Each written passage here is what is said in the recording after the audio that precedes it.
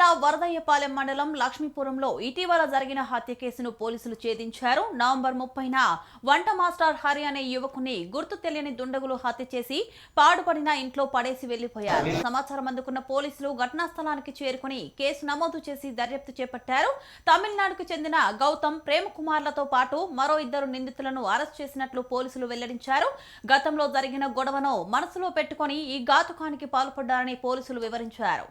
అనుమానాస్పదంగా తిరుగుతున్న వీరిని అదుపులోకి తీసుకుని తమదైన శైలిలో విచారణ చేయడంతో హత్య చేసినట్లు అంగీకరించారని సిఐ మురళి తెలిపారు.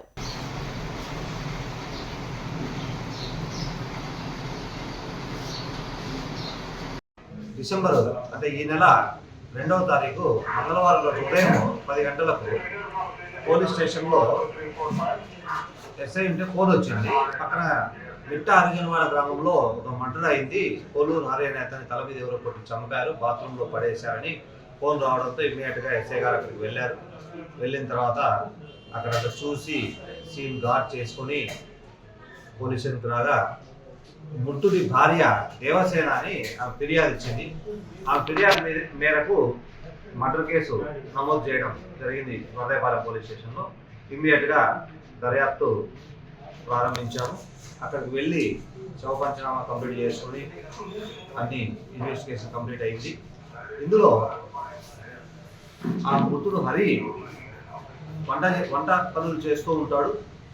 ఈ క్రమంలో అతడు 30వ తారీఖు రాత్రి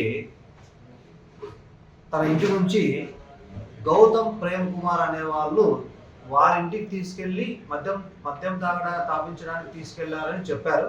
తర్వాత మరుసటి రోజు ఉదయం నుండి కనపడలేదు. ఇది మనకు ప్రాథమికంగా వచ్చినటువంటి రిపోర్టు. దీని మీద దర్యాప్తు చేశాం. డిసెంబర్ అంటే ఈ నెల 2వ తారీఖు మంగళవారం ఉదయం 10 గంటలకు పోలీస్ స్టేషన్లో ఎస్ఐ ఉంటే ఫోన్ వచ్చింది. పక్కన